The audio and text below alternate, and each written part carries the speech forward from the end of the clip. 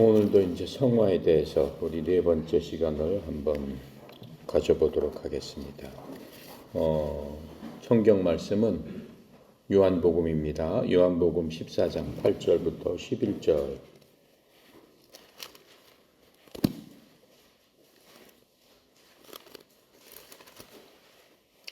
신약성경 172쪽에 있습니다. 172페이지 신약성경 요한복음 14장 8절부터 11절까지 우리 함께 봉독하고 시작하도록 하겠습니다. 8절입니다. 빌립이 이르되 주여 아버지를 우리에게 보여주옵소서. 그리하면 족하겠나이다. 예수님께서 이르시되 빌립아 내가 이렇게 오래 너희와 함께 있으되 내가 나를 알지 못하느냐? 나를 본 자는 아버지를 보았거늘 어찌하여 아버지를 보이라 하느냐?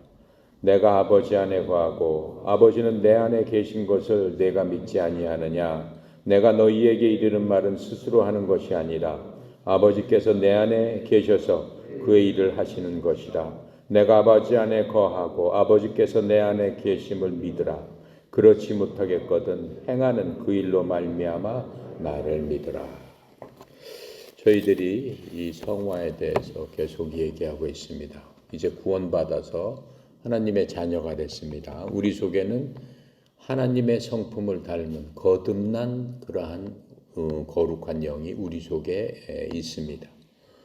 하지만은 우리 속에는 항상 옛 본성, 옛사람인 나하고 새로 예수 믿고 구원받아서 하나님께서 주신 그 거룩한 영하고 이제 항상 싸움을 하고 있어요. 현실적으로도 계속 싸움을 하고 있어요. 왜 그래요? 이 세상은 하나님과 원수되기 때문에 그렇습니다. 우리가 세상에서 출세한다는 것, 그렇죠? 세상에서 학식이 많고 덕이 많고 재물이 많고 명예가 높고 하는 그 모든 것들 세상의 기준으로 판단하는 거하고 하나님께서 보시는 거하고는 너무나 많은 차이가 있죠. 하나님께서 보시는 건 뭐예요? 내가 거룩하니 너희도 거룩해라 라고 하는 겁니다. 하나님께서 거룩하다는 것은 뭐라고 얘기했어요? 하나님은 거룩하신 분이다. 즉 하나님은 창조주 하나님이시다. 이 세상 모든 만물은 하나님께서 만드셨습니다. 그 만든 피조물들, 즉 우리들, 이 세상 우리가 보는 모든 것들은 하나님과 비견할 수 없는 거죠. 그분은 창조주시기 때문에 그분의 지혜로 그분의 솜씨로 사람을 만들었을 뿐만 아니라 우리가 보는 모든 생명체와 모든 자연을 그분께서 만드셨기 때문에 그분은 우리와 구별되는 거룩한 자다 이렇게 말씀하시는 겁니다. 그런데 우리도 내가 거룩하니 너희도 거듭난 내 자식이 된 너희도 이 아버지 성품을 닮아서 너희도 거룩해야 되지 않느냐? 너희도 거룩해라 라고 하신 겁니다. 우리는 창조주는 아니죠. 그렇기 때문에 하나님처럼 그러한 거룩이 아니고 이 세상과는 이 세상 사람들과는 이제 더 이상 혼돈되지 않고 섞이지 않고 구별되는 거룩함을 가져야 된다라고 하나님께서 우리에게 말씀하고 계시는 겁니다. 하지만 사람들은 예수를 믿고 난 다음에 예수님을 믿고 난 다음에 무언가를 바라는 게 있어요. 간절히 믿음이 강하면 강해질수록 바라는 것이 있고 또 예수 믿는 사람들이 여러 가지 힘들고 어려울 때 굉장히 바라는 것이 있어요. 그게 뭐예요? 하나님을 한번 봤으면 좋겠습니다. 하나님의 음성이라도 한번 들었으면 좋겠습니다. 왜? 내 믿음의 확신을 보는 것, 듣는 것으로 다시 한번 확인시켜서 그 믿음이 맞구나라고 하는 것들을 깨닫기 위해서 그렇게 얘기를 하고 있습니다. 오늘 우리가 요한복음 14장 8절부터 11절까지 그 빌립이 하는 얘기를 우리가 들었습니다. 빌립도 예수님의 12제자 중에 한 사람이죠. 12제자 중에 한 사람이지만은 3년 반 동안 예수님을 따라 다녔어요. 이제 예수님께서 요한복음 14장은 이제 나는 너희들을 떠난다라고 하시는 말씀이에요. 마가의 다락방을 나와서 이 정원을 걸어가면서 그 겟세마네 동산으로 가는 도중에 제자들하고 하는 얘기입니다. 나는 이제 이 땅에서 너희들을 떠나서 저 천국으로 가게 되는데 그 천국에 가서 내가 너희들을 위해서 너희가 있을 곳 그 장막을 마련한 다음에는 내가 너희들을 데리러 다시 오리라. 이렇게 말씀하세요. 빌립이 깜짝 놀라는 거죠. 깜짝 놀라는 거예요. 예수님이 이제 우리를 떠난다고? 그러면서 이제 하는 제자들과 하는 그 얘기들을 우리가 오늘 아까 살펴봤습니다. 하나님의 특성은 뭡니까? 우리가 공부한 대로 하나님은 인격적이시죠. 지정의를 갖고 계세요. 우리랑 똑같이. 우리는 하나님으로부터 받은 거예요. 하나님이 우리랑 똑같은 게 아니라 하나님이 갖고 계시는 그 성품을 우리가 받아서 우리도 그러한 성품을 갖고 있는 겁니다. 또 하나님은 영적인 분이라고 그랬어요. 육체가 없으시죠. 영의 의미는 엄청난 파워다. 엄청난 능력이다. 엄청난 권능을 의미한다고 했습니다. 거룩하신 분이고 자존하시는 분이고 또 하나님이 거룩하시기 때문에 우리가 어떻게 했어요? 죄인으로서 죽을 수밖에 없는데 예수님을 통해서 의롭다 하심을 잊게 되는 겁니다. 그래서 그러한 상태에서만 우리는 하나님을 볼 수가 있어요. 하나님은 거룩하신 분이고 절대로 불이나 악한 것들과는 상종을 하실 수 없는 분이세요. 우리가 하나님을 깨닫고 알고 보기 위해서는 하나님의 성품을 닮은 거룩한 자가 돼야 되는 겁니다. 자, 그래서 그렇게 되기 위해서 핵심은 뭡니까? 먼저 하나님의 자녀가 돼야 되겠죠. 자녀가 된다는 건 뭐예요? 구원받아야죠. 요한복음 1장 21절에 영접하는 자, 그 이름을 믿는 자에게는 하나님의 자녀가 되는 권세를 주셨으니 하나님의 자녀가 되는 권세를 주셨다라고 얘기하고 있어요. 이미 주셨다라고 얘기하고 있어요. 왜? 하나님께서 요한복음 3장 16절에 하나님이 세상을 이처럼 사랑하사 독생자를 주셔서 누구든지 그를 믿는 자에게는 어떤 영원한 생명을 주시겠다라고 했거든요. 그 약속에 따라서 그 권세를 예수님을 받아들이기만 하면은 하나님의 자녀가 자동적으로 된다라고 하는 거예요. 그 권세를 값없이 주셨어요. 우리한테 이 권세를 받기 위해서는 뭔가를 해야 되지 않느냐? 그런 규절이 하나도 없습니다. 무조건 믿기만 하면 된다라고 성경은 하나님은 우리에게 말씀해주고 계시는 겁니다. 자, 그래서 이렇게 구원을 받은 다음에 뭐가 이루어진다라고 했어요? 바로 성화가 이루어진다. 어느 때까지? 성화는 어느 때까지?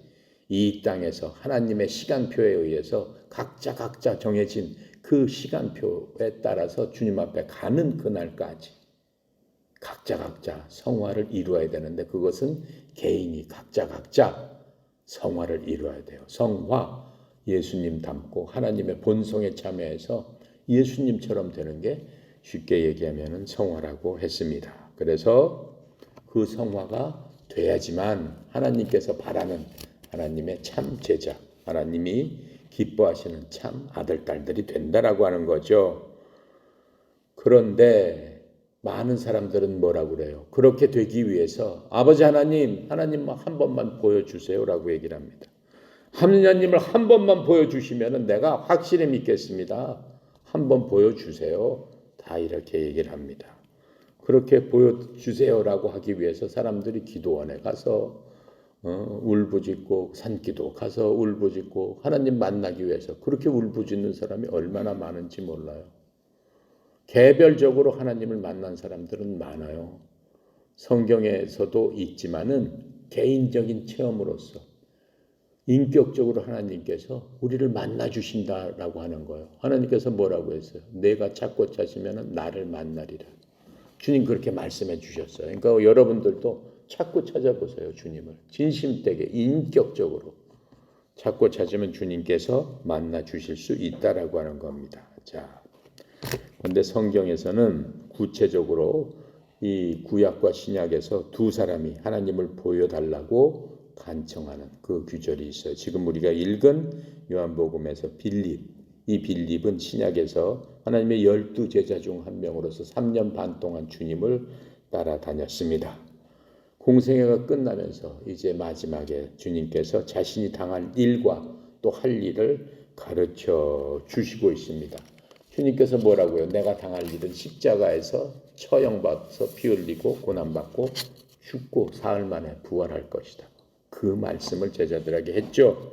또 하실 일은 뭐예요? 이제 십자가에서 처형당하신 다음에 부활 승천한 후에 그들을 위해서 어떻게 해요? 구체적으로 알려주셨잖아요. 14장 1절부터 3절까지 보면 이 말씀을 하고 계세요. 14장 1절부터 3절까지 같이 한번 읽어볼게요.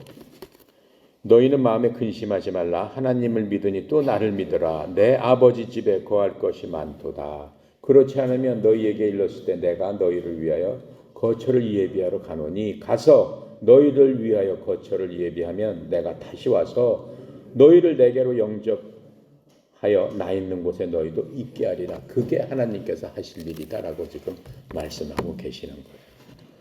지금 이 말씀은 뭐예요? 예수님인 하나님께서 처음 이 땅에 말씀이 육신이 돼서 마리아라는 인간의 몸을 통해서 성령으로 잉태하셔서 이 땅에서 하나님께서 인간의 몸을 입고 태어나셨습니다. 그게 하나님께서 이 땅에 오신 첫 번째 사건이에요. 그것을 초림, 처음 오셨습니다. 라고 얘기를 하는 겁니다. 그렇게 얘기하면서 가시기 전에 지금 이 말씀을 하시는 거예요. 1절부터 3절까지. 내가 가는데 가서 내가 처소를 예비한 다음에 너 있을 곳을 데리러 오겠다. 그건 꼭 뭐와 같아요? 이 마태복음에 보면은 유대의 그 결혼 풍습하고 똑같습니다. 여러분 유대 결혼 풍습은 어떻게 얘기를 해요? 어떻다고 그러겠어요? 신랑이 신부를 맞이할 적에 신부 집에 가서 약혼을 합니다. 약혼을 성대하게 일주일씩 성대하게 한 다음에 바로 같이 사는 게 아니에요. 신랑은 약혼식을 한 다음에 어떻게 되는 거예요? 자기 집으로 가요. 자기 집으로. 자기 아버지 집으로. 아버지 집으로 가서 기약이 없어요. 무슨 일을 하는 거야? 그 신부를 맞이할 집을 만드는 거예요. 맞이할 집을 만든 다음에 다 만들게 되면은 어떻게 해요? 신부를 데리러 오는 거예요. 신부를 데리러 와서 그 마련한 집에 가서 같이 살게 되는 거예요. 그게 유대 사람들의 결혼 풍습입니다. 주님께서도 똑같이 그런 풍습처럼 이렇게 말씀해 주고 계시는 거예요. 즉 우리는 누구라는 거예요? 그 제자들은 예수님의 신부다라고 얘기하는 거예요. 예수님 믿는 우리들은 다 예수님의 신부다라고 얘기하는 거예요. 내가 너희들을 네 거처가 있을 곳을 마련한다면 데리러 오겠다. 이렇게 지금 약속을 하고 계시는 겁니다. 자, 여러 유대인들의 이런 결혼 풍습처럼 2번 오시게 되는 거죠. 그래서 분명히 주님께서는 한 번 더 오십니다. 그때가 멀지 않았다라고 하는 거죠. 그리고 이제 내가 가는 길을 너희가 안다고 하자. 14장 5절에 보면은 이렇게 얘기하고 있어요. 14절에 그렇게 말씀하시면서 4절에 내가 어디로 가는지 그 길을 너희가 아느니라 이렇게 말씀하세요. 그랬더니 5절에 도마가 얘기를 하는 거예요.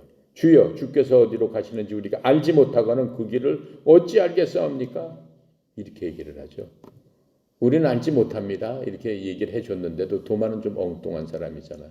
도마는 어떤 사람이었어요? 주님이 부활하셔서 제자들한테 나타났는데도 도마는 나중에 와가지고 나는 그 얘기 믿지 못하겠다. 내가 주님의 옆구리와 그 손에 못자국을 만져보지 않고는 난 도저히 믿지 못하겠다. 라고 했던 바로 그 도마입니다. 근데 그 도마가 이렇게 얘기를 합니다. 그랬더니 예수님께서 6절에 뭐라고 얘기하세요? 어디로 가는지 나는 모르겠습니다. 그랬더니 바로 내가 길이요 진리요 생명이다. 내가 바로 그 길이다. 내가 가는 바로 내 자신이 바로 그 길이다. 라고 말씀하시는 거예요. 그러시면서 나로 말미암지 않고는 아버지에게 올 자가 아무도 없다. 이렇게 설명을 해 주시고 계십니다. 자, 그래서 이 7절에 보면은 뭐라고 얘기하고 있어요? 도마가 7절에 너희가 나를 알았더라면 내 아버지도 알았으리로다. 이제부터는 너희가 그를 알았고 또 보았느니라. 그런데 또 빌립이 생뚱맞게 주여 아버지를 우리에게 보여주옵소서. 바로 또 이렇게 얘기를 해요. 빌립이. 순진한 빌립이 또 얘기를 하는 거야. 너희가 나를 봤으면은 이미 너희는 아버지를 본 거나 마찬가지다. 3년 동안 하나님을 본 거나 마찬가지다. 왜 그래요? 예수님은 하나님과 삼위일체 하나님이시잖아요. 바로 그 하나님이시잖아요. 그 옆에서 인간의 모습으로 하나님의 성품. 그렇죠? 하나님께서 인격적임을 우리는 성경을 통해서 알 수 있습니다. 어떻게 알 수 있어요? 하나님이 화를 내시면서 성전을 더럽히는 자들을 화를 내시면서 채찍을 만들어서 엎어버리고 다 쫓아버리고 했던 것을 알고 계세요. 그리고 또 주님께서 어떻게 해요? 나사로 무덤 앞에서는 우셨다 그랬어요. 나사로야 하면서. 그렇죠? 하나님은 그러한 화도 내시고 슬픔도 갖고 계시고 그렇죠? 불쌍하게 여기는 마음 그렇죠? 제자들을 향해서 마리아 마르다를 향해서 불쌍하게 여기는 그런 마음을 성경에서 우리한테 알려주시는 것 그게 바로 하나님의 마음이고 그게 바로 하나님이다. 그런 하나님을 너희들이 만나야 된다라고 얘기해요. 죽기 전에 우리가 주님 앞에 가기 전에 반드시 그런 하나님과 우리가 동행을 해야 된다라고 성경은 말씀해주고 계시면서 너는 이미 나를 보았다 이렇게 말씀하고 계시는 거예요. 그렇게 얘기했는데도 불구하고 14장 8절에 보면 빌립이 또 얘기를 하잖아요. 빌립이 이르되 주여 아버지도 우리에게 보여주옵소서 그리하면 족하겠나이다. 금방 얘기했는데 빌립이 또 그렇게 얘기를 하는 거예요. 순진한 빌립이. 아니 이 무슨 소리입니까? 언제 아버지를 보았다는 말입니까? 하면서 그렇게 얘기를 하는 겁니다. 바로 빌립이 얘기한 바로 그 부분이 어떻게 보면 우리 신앙생활에서 우리가 구하는 거예요. 우리가 성경을 매일 읽고 공부하고 하나님 믿습니다. 기도하고 하지만 우리가 힘들고 어려울 때마다 아버지여 부르짖으면서 아버지를 좀 보여주세요. 아버지 좀 음성을 들려주세요. 그렇게 하지 않아요? 그건 누구나 똑같아요. 이 세상 사람. 믿지 않는 자들도 급하면 다 그 얘기를 하는 겁니다. 자, 그래서 하나님을 한 번만 보기만 하면은 모든 의심이 사라지고 믿지 않겠는가? 그렇습니다. 그런데 왜 하나님은 안 보여주실까? 왜 하나님은 안 보여주실까? 신약 시대에 이 빌립만 하나님을 보여주세요라고 구한 게 아닙니다. 구약 시대는 무슨 시대라고 그랬어요? 율법과 대언자의 시대다라고 합니다. 구약 시대를. 그런데 이 율법과 대언자를 대표하는 사람 두 사람이 있는데 한 사람 뭐예요? 율법을 쓴 모세오경을 쓴 모세와 또 대언자 대선지자 엘리야 이 두 사람이 율법과 대언자를 대표하는 구약의 바로 이 두 사람입니다. 이 두 사람이 변화산상에 나타나서 예수님에 대해서 의논했던 것들을 누가 봤었어요? 그때 베드로가 보고 얘기를 하잖아요. 주여 제가 여기서 초막셋을 지어서 여기서 이분들하고 같이 사는 게 좋겠습니다. 여기서 같이 삽시다. 막 그러잖아요. 엉뚱한 얘기를 하잖아요. 바로 그때 나타난 모세하고 엘리야입니다. 엘리야는 누구예요?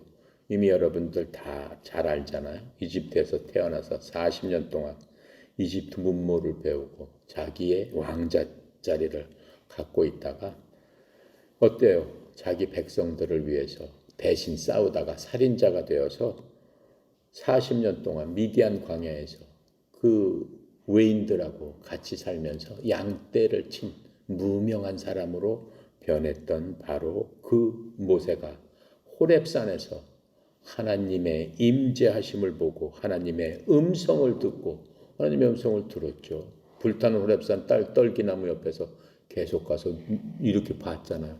왜? 떨기나무가 가시덤불 같은 건데 한번 훅 타면 순식간에 타서 재가 될 텐데 이 끊임없이 탄단 말이에요. 희한하다 하고 가까이 갔어요. 그랬더니 하나님의 음성이 들렸어요. 모세야 여기는 거룩한 곳이니 내 신발을 벗어라. 하나님께서 모세에게 그렇게 말씀하시는 음성을 듣고 나서 어떻게 해요? 이 모세가 출애굽 이스라엘 백성들 200만 명이나 되는 이스라엘 백성들을 데리고 나오는 그러한 것들을 우리가 봤습니다. 그래서 모세를 통해서 하나님께서는 10가지 재앙, 또 홍해가 갈라지는 기적, 매일매일 40년 동안 광야에서 가만히 있어도 밥을 다 내려주시는 그러한 기적, 모래사막에서 반석을 쳤을 때 물이 강물처럼 흘러나와서 수백만 명이 먹고도 남은 그러한 기적을 매일매일 보여주셨어요. 또 매일매일 어떻게 하셨어요? 낮에는 구름기도, 밤에는 불기도. 그러한 기적을 매일매일 봤다라고 하는 거예요. 출애굽기 33장에 보면은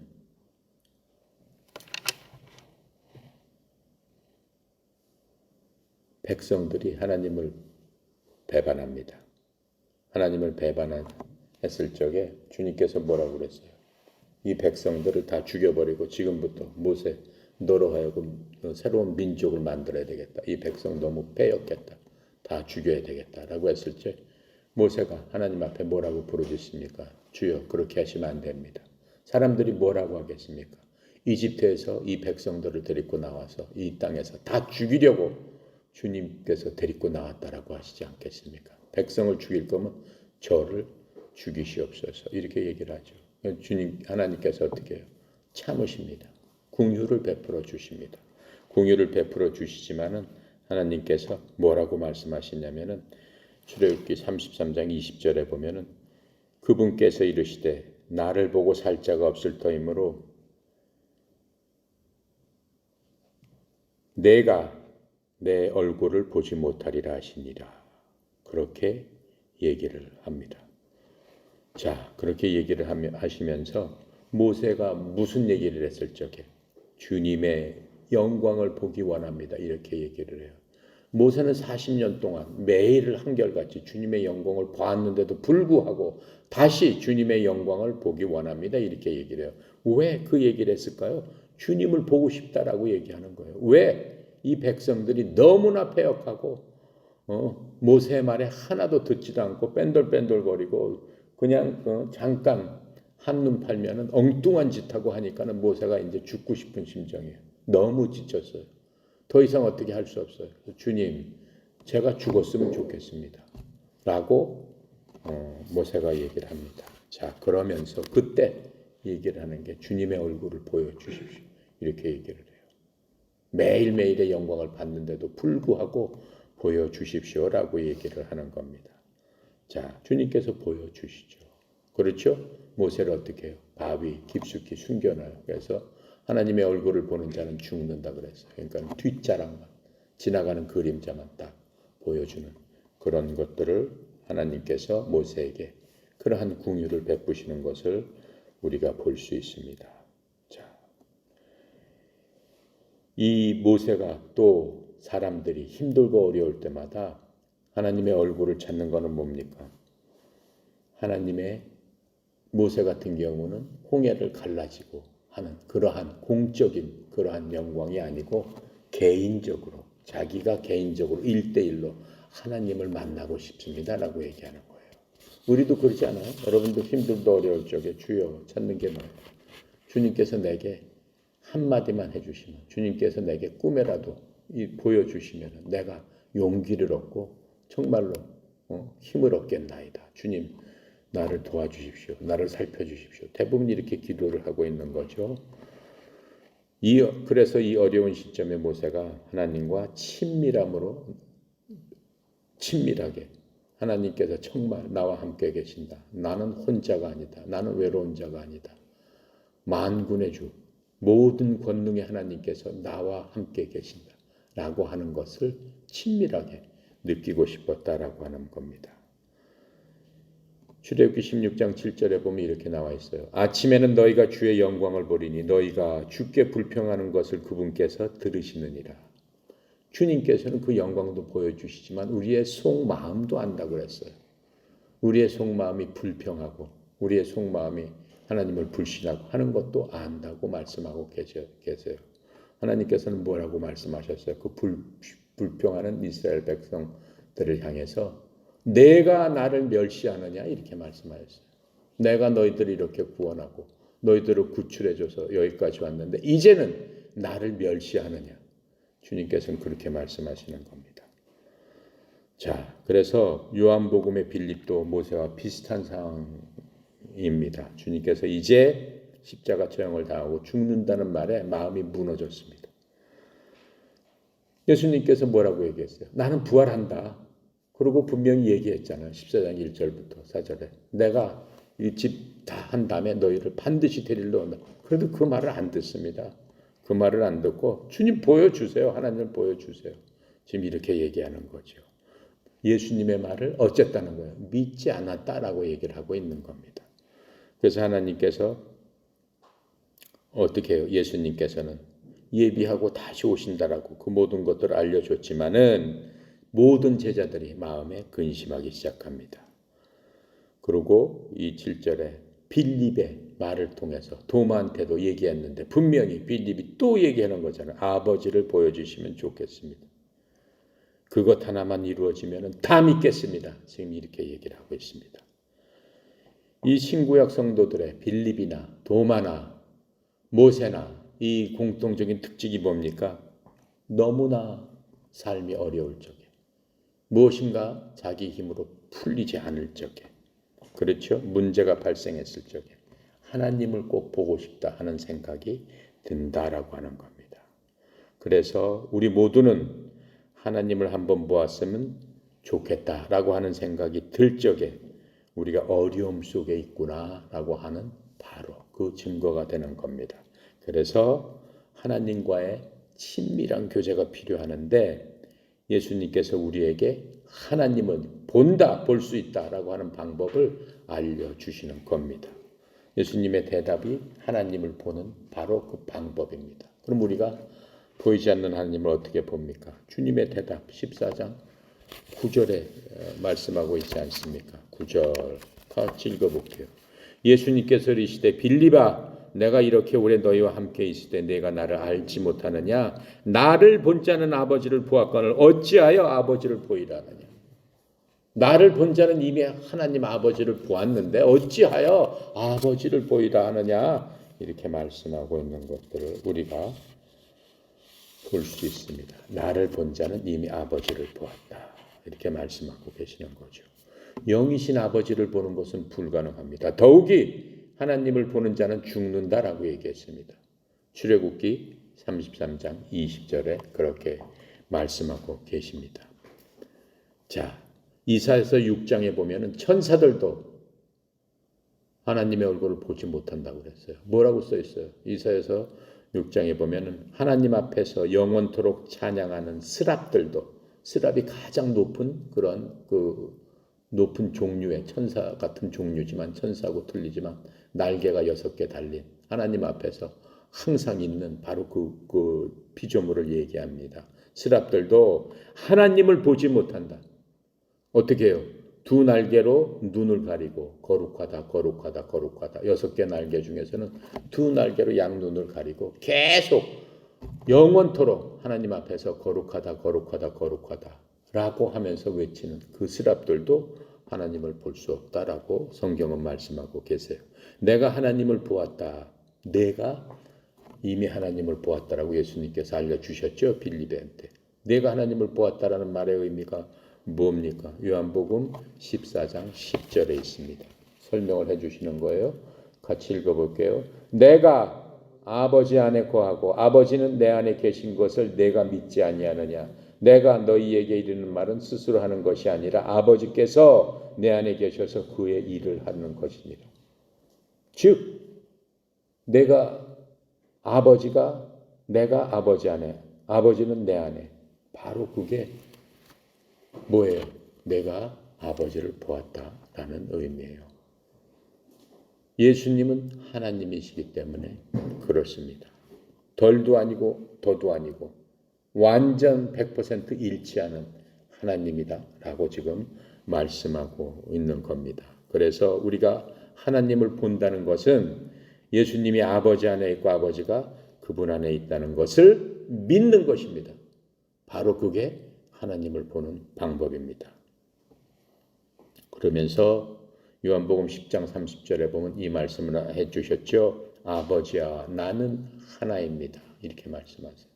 100% 틀리지 않다라고 하는 거예요. 딱 들어맞는다라고 지금 얘기하고 있는 거예요. 그러니까 예수님의 말이 곧 아버지의 말씀이다라고 하는 거예요. 예수님의 일이 곧 하나님 아버지의 일이시다라고 말씀하는 거예요. 예수님의 바로 이 대답이 우리 기독교, 그렇죠? 그리스도교의 핵심입니다. 기독교의 핵심이 바로 여기서 나오는 겁니다. 기독교의 핵심은 뭐예요? 예수님을 믿어서 예수 믿으면은 뭐라고 얘기해요? 재물도 없고 명예도 없고 사람이 큰 영광을 얻고 그렇죠? 교회로 따지면은 큰 교회도 하나님께서 할 수 있도록 해주시고 그게 핵심이 아니다라고 하는 거예요. 그거하고는 아무 상관도 없다라고 하는 거예요. 기독교의 핵심은 하나님을 인격적으로 만나서 인격적으로 보고 인격적으로 알고 인격적으로 그분을 신뢰하는 것, 그것이 기독교의 핵심입니다. 물론 이 땅에서 잘 먹고 잘 살기를 원하십니다. 하지만 경륜이 있어요. 하나님의 경륜. 하나님이 세대별로 인간을 갖다 6천년 전에 만드시고 그 사이사이마다 하나님께서 나타내 주시는 그러한 인간의 세상의 경영 방법을 하나님의 경륜이라고 해요. 그 경륜에 따라서 우리들에게 각각 그 때에 맞는 복을 부어 주신다라고 하는 거예요. 지금 예수님 이후에 우리한테 준 복은 뭐예요? 재물을 예수님 믿음 많이 얻고 명예를 얻고 오래 살고 그런 거 없어요. 뭐예요? 에베소서 1장 3절.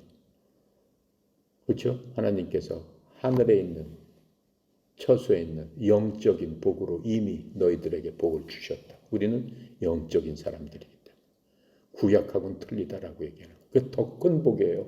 영은 뭐라고 얘기했어요? 육체하고 틀리다. 어마어마한 파워를 갖고 있다. 왜?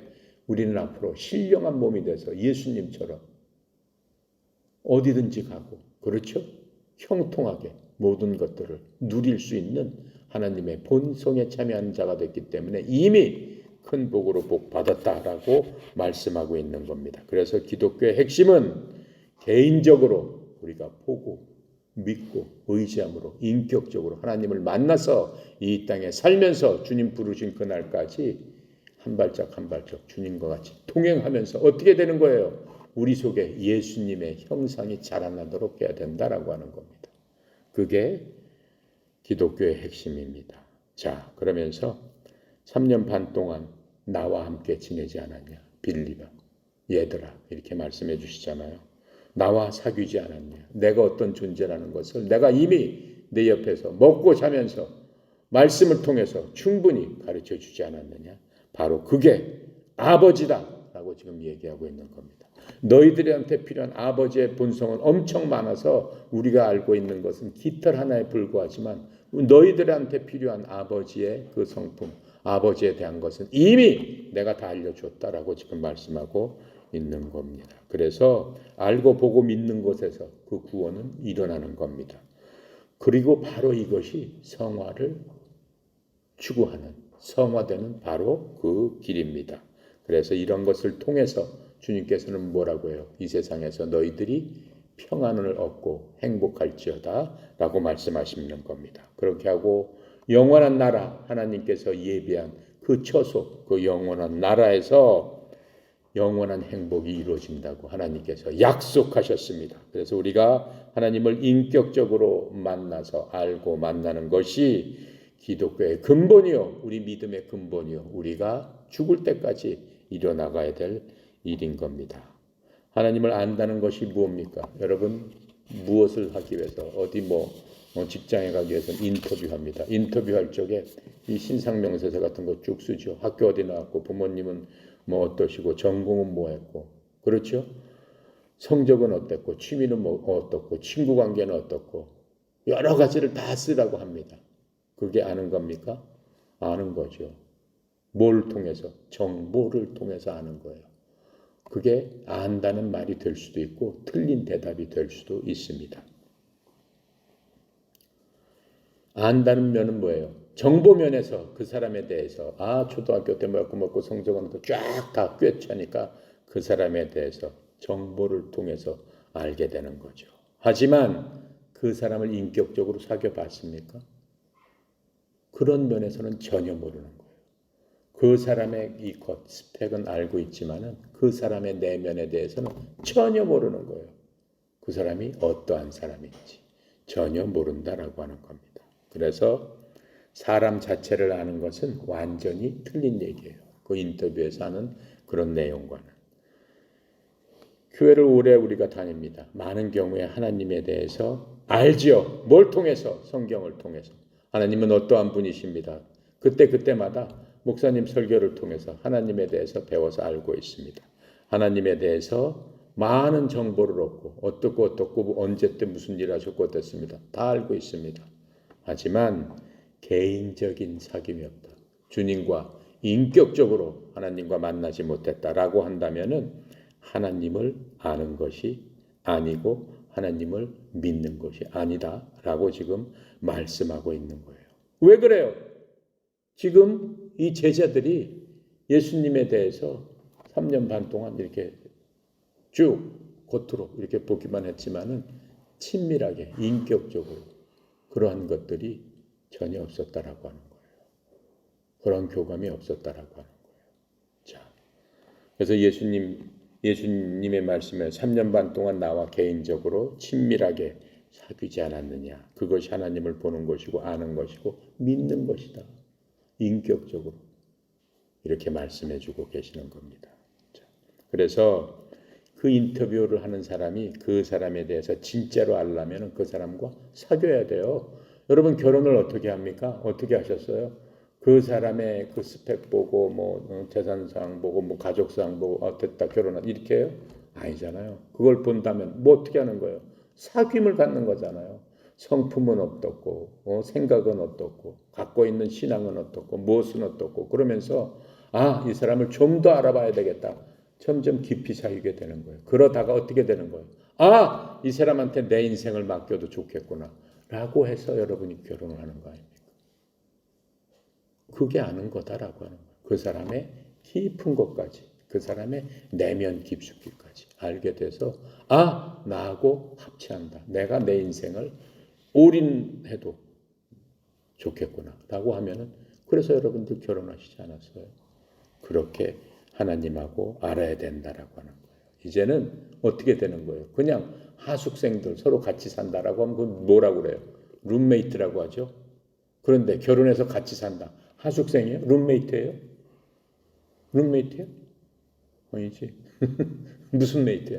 소울메이트라고 그러잖아요. 그렇죠? 영원히 같이 산단 말이에요. 그렇죠? 제일 중요한 건 뭐예요? 같이 믿음 생활하고 같이 어떻게 해야 돼요? 영원한 집에서 하나님 곁에서 같이 살아야 되는 거야.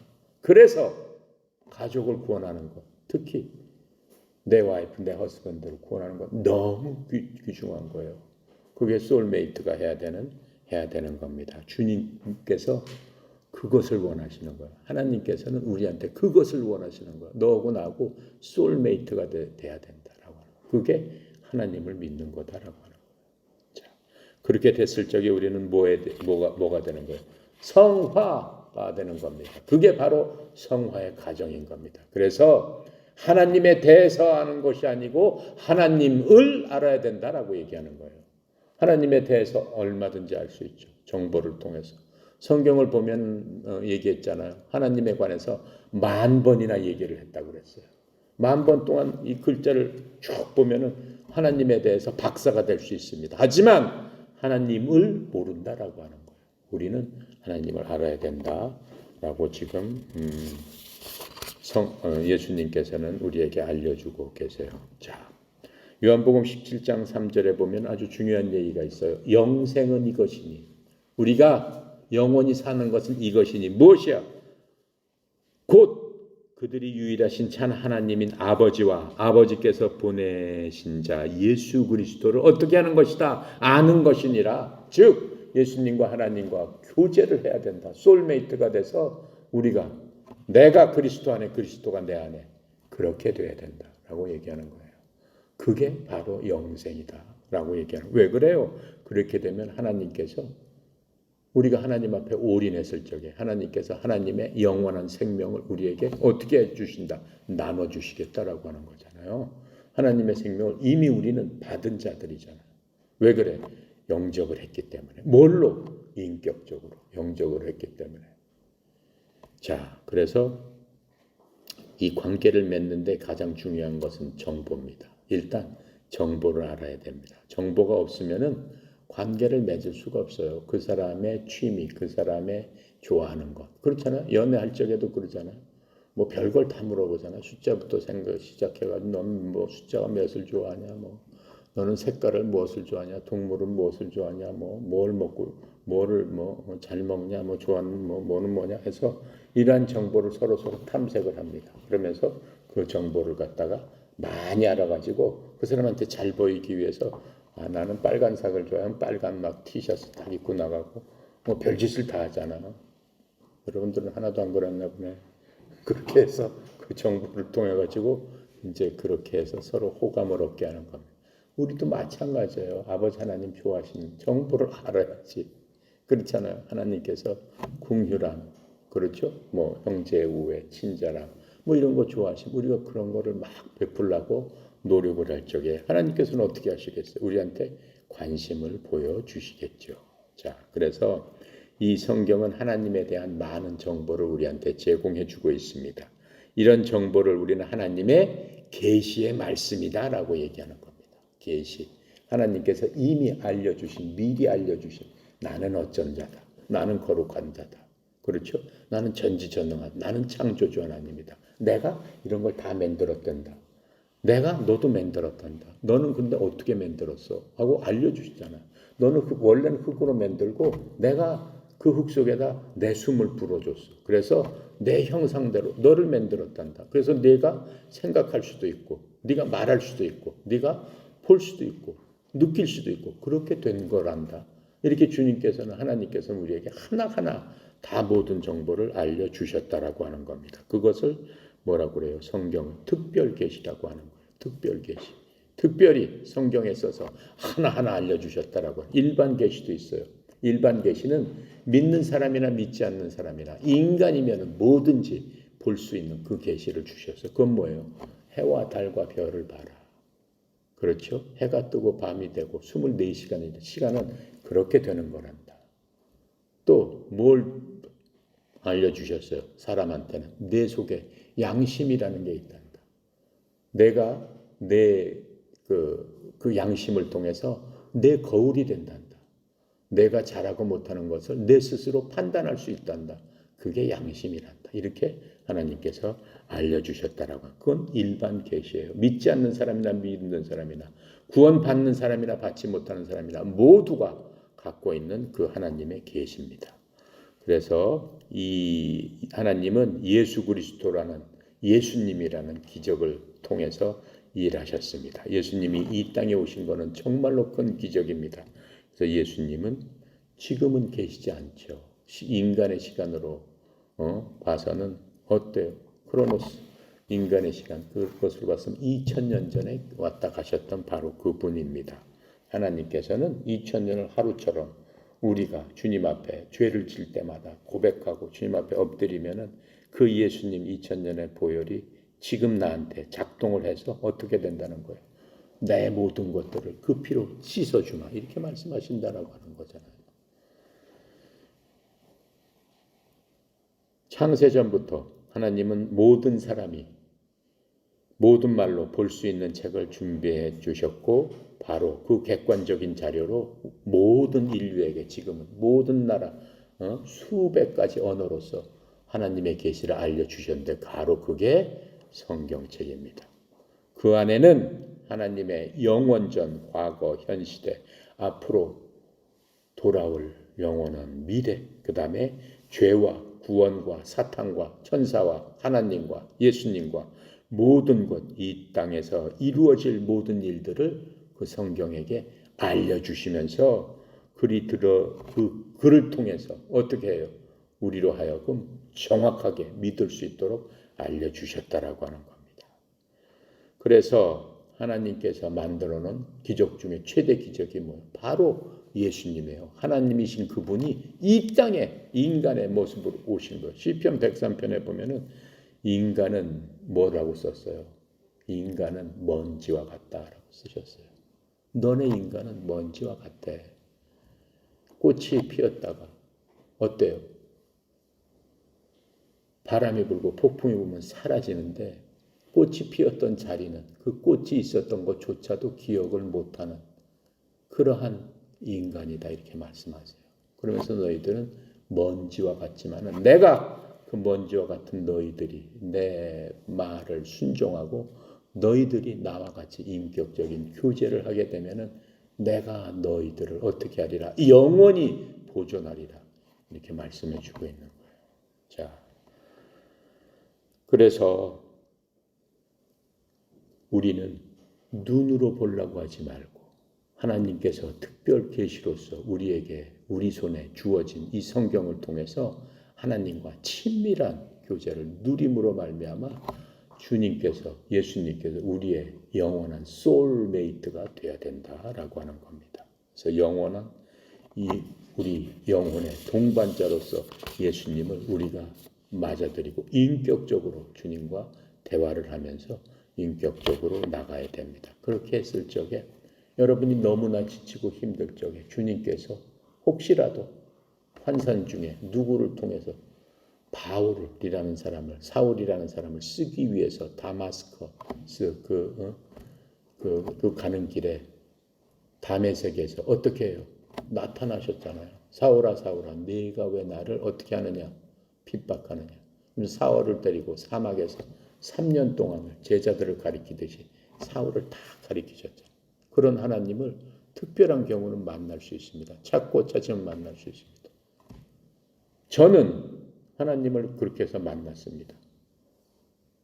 사울보다 더 친밀하게 나 스스로는 그렇게 생각을 해요. 지금 하나님을 만났습니다. 너무 신기하죠? 여러분도 만날 수 있습니다. 근데 하나님 만나주세요. 그렇게 기도할 필요는 없어요. 여러분이 간절히 찾고 원할 적에 여러분도 모르는 순간에 하나님께서 여러분 앞에 나타나 주실 줄로 믿습니다. 안 나타나 주셔도 상관이 없죠. 왜?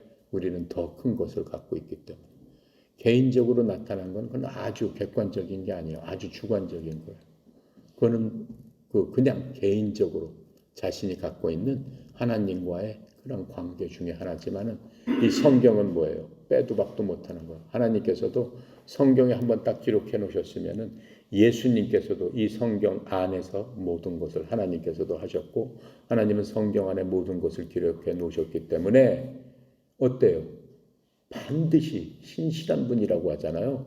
왜 신실한 분이라고 해? 하나님이 신실하다는 뜻은 faithful, faith가 가장 충만하다. 즉 믿음이 가장 충만한 분이 바로 하나님이신데 한 번 약속해 놓으시는 거는 절대 어떠한 경우라도 절대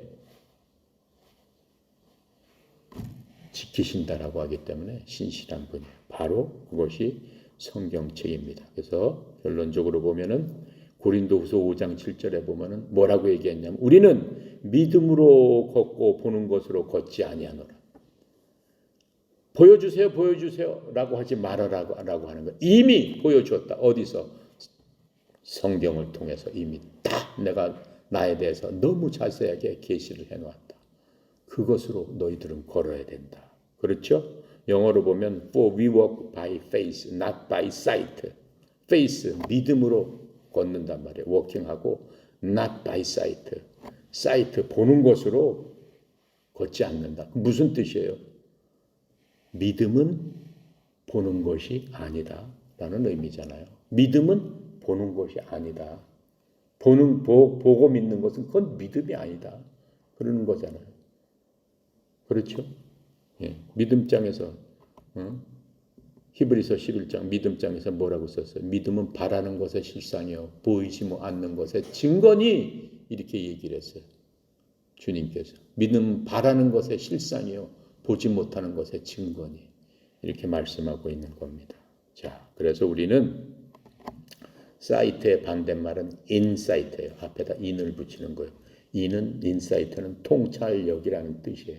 그러니까는 믿음이라는 거는 통찰력으로 내 마음속에 내 마음의 눈으로 내 마음의 통찰력으로 주님을 보는 것 바로 그게 믿음이다. 보기는 보는데 뭘로 봐? 내 마음속에 하나님께서 주시는 성령님께서 계시는 내 마음속에 있는 그 마음으로 본단 말이에요. 주님을. 그게 인격적으로 주님을 만나는 거다라고. 아시겠습니까? 자, 그래서 믿음장을 잠깐 보면은 우리가 믿음이 떨어질 때마다 우리가 찾아야 될 성경 구절이 있습니다. 히브리서 11장입니다. 히브리서 11장을 믿음장이라고 해요. 믿음장에 보면은 히브리서 11장 8절에 보면 이렇게 얘기를 하고 있어요. 아브라함의 믿음에 대해서 이렇게 말해주고 있어요. 믿음으로 아브라함은 부르심을 받아 훗날 상속 재산으로 받게 될 곳으로 나가면서 순종하였고 자기가 어디로 가는지 알지 못한 채 나아갔다. 아브라함이 아버지 데라하고 같이 하란에서 잘 살았어요. 아브라함 뭐한 사람이에요? 데라가 우상 같은 거 만들어서 팔던 사람이에요. 잘 팔렸어요. 아주 부자였어요. 근데 어느 날 하나님께서 아브라함을 찾아오셨어요. 아브라함아, 내가 내 아버지 본토 지방을 떠나서 내가 얘기하는 곳으로 가라. 그랬더니 아브라함이 네 그랬어요. 그냥 순종하고 아무 얘기도 안 하고 재산이 엄청 많으니까 상속 재산 그 엄청난 재산이 있는데도 불구하고 그냥 얼떨결에 그랬는지 뭐 그냥 네 그랬어요. 그랬더니 그 아브라함의 네를 보고 너는 믿음의 조상을 내가 만들어 주리라라고 하면서 떠나라라고 하니까는 아버지가 그 땅에서 하란에서 죽자 어떻게 됐어요? 아브라함이 보따리쯤 싸가지고 가족들 데리고 가자라고 하면서 자기 재산 다 놓고 갔습니다. 근데 어디로 가는지를 주님께서 알려주시지 않아요. 지금 우리 떠납시다라고 하면 이게 부산으로 가야 되는지 뭐 강원도 쪽으로 가야 되는지 그냥 갔어요. 정처 없이. 가라라고 했으니까 주님께서 인도하시지 않겠냐.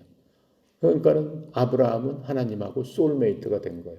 그냥 하나님 가라고 하면 내가 갑니다.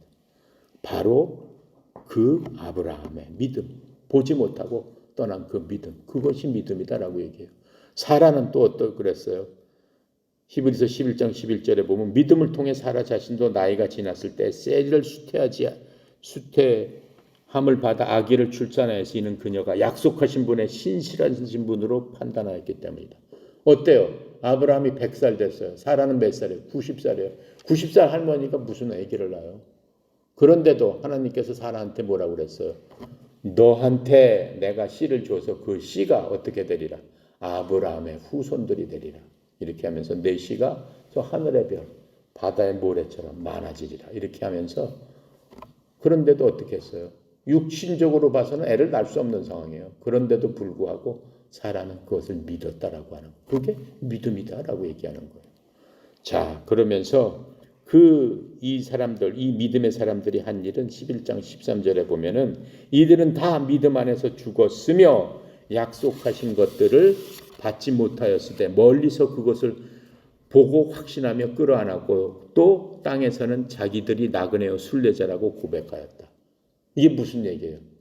아브라함과 사라는 죽었죠. 아들 몇 명 낳고 죽었어요.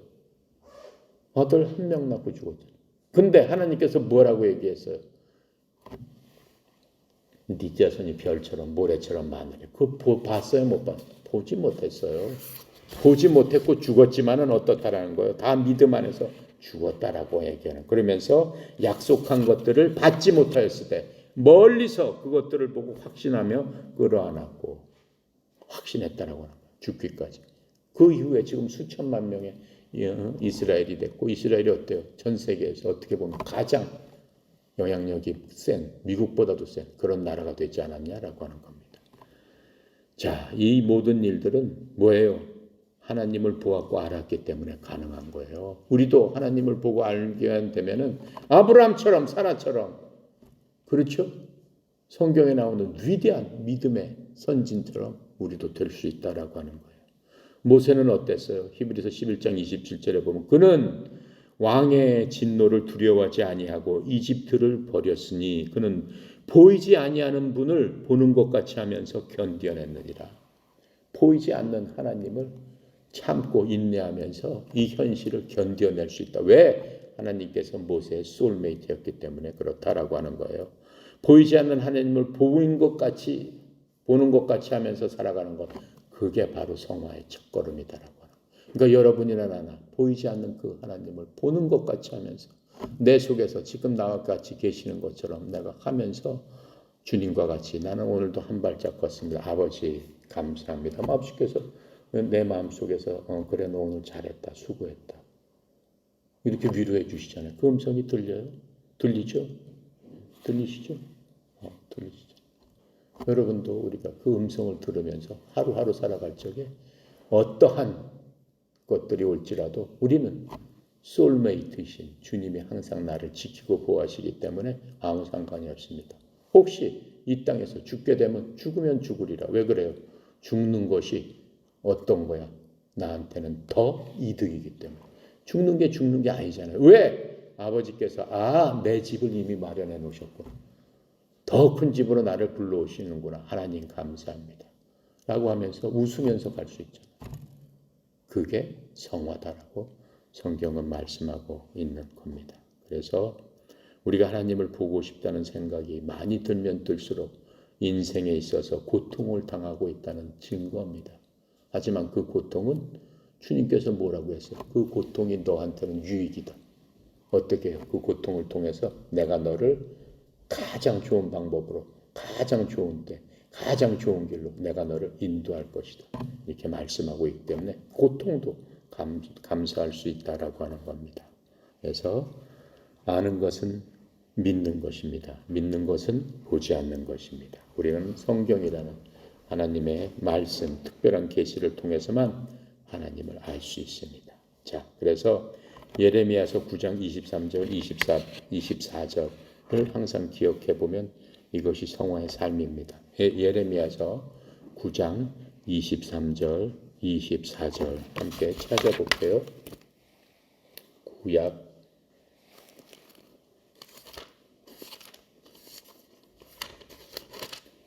구약 1064페이지에 있습니다. 1065페이지 23절 24절 1066페이지네요. 예레미야서 9장 23절 24절 자 9장 23절 함께 읽겠습니다. 여호와께서 이와 같이 말씀하시되 지혜로운 자는 그의 지혜를 자랑하지 말라. 용사는 그의 용맹을 자랑하지 말라. 부자는 그의 부함을 자랑하지 말라. 자랑하는 자는 이것으로 자랑할지니 곧 명철하여 나를 아는 것과 나 여호와는 사랑과 정의와 공의를 땅에 행하는 자인 줄 깨닫는 것이라. 나는 이 일을 기뻐하노라. 여호와의 말씀입니다. 우리 항상 이 말씀을 기억하면서 하나님과 동행하는 소울메이트가 다 되기를 간절히 기도합니다. 기도하고 마칩니다. 감사하시고 거룩하신 하나님 아버지, 이 시간도 하나님 저희들을 알기 원합니다. 하나님께서 우리의 계시를 통해서 말씀해 주신 이 하나님의 귀하신 거룩하신 이 말씀을 통해서 매일매일 주와 함께 동행하는 주님의 소울메이트로서 주님을 섬기기를 원합니다. 우리가 만입이 있어도 하나님께서 베푸신 그 크신 사랑을 찬송하기에 부족한 저희들임을 이 시간 고백하오니 먼지와 같은 저희들, 보잘것없는 누더기와 같은 저희들이 온전히 하나님 앞에 상회하고 통회하는 심령으로 매 순간순간마다 주와 동행하길 원하면서 내 속에서 그리스도가 장성한 분량까지 형성될 수 있도록 성령님이여 도와주시옵시고 이 세상에 악한 것들이 산지사방에서 저희들을 공격해 온다 할지라도 주님께서 나와 함께 하시니 내게 두려움이 없네, 내게 걱정이 없네, 찬송하는 저희들 다 되어서 하나님의 기쁨이 되게 하여 주시옵소서. 또 특별히 전교되어져 있는 주의 종들을 기억하여 주시옵시고 특별히 종들 중에서 또 아들이 교통사고로 다친 종이 있습니다. 하나님 축복하여 주셔서 이 시간 하나님의 그 능력의 손으로 만져주셔서 속히 치유하게 하여 주시옵시고 하나님의 거룩하신 아들 예수 그리스도의 이름으로 이적과 기적이 나타나도록 주님께서 허락하여 주시옵소서. 아버지 하나님이여 삶 가운데서 많은 일들이 만나지만 그 일들이 우리에게 감당할 일이 아니라고, 감당할 수 없는 일이 아니라고 주님 저희들을 위로하여 주셨습니다. 주여, 이 모든 것들을 잘 감당할 수 있도록 주님께서 능력 베풀어 주시고 주님 위로하여 주시옵소서. 전교에 흩어져 있는 사랑하는 하나님의 제자들을 지키고 보호하여 주시옵소서. 특별히 성령 이사장님 협회를 이끌어 나갑니다. 협회가 하나님의 말씀 위에 든든하게 서서 그 지경을 넓힐 수 있도록 주여 도와 주시옵소서. 원수마귀들이 군대처럼 몰려올지라도 아버지 하나님께서 우리의 생명이시고 우리의 빛이시니 내게 두려울 것이 없네. 주님께서 죄종을 위로하시고 붙들어 주시고 능력 주셔서 온전히 협회가 반석 위에 굳건히 설 수 있도록 주의 종이 더 큰 축복의 통로로서 많은 사람들에게 행복과 기쁨을 줄 수 있도록 주의 종을 지키고 보호하여 주시옵소서. 모든 것 아버지께 의탁드리며 감사드리며 우리 주 예수 그리스도 이름으로 기도드렸습니다. 아멘.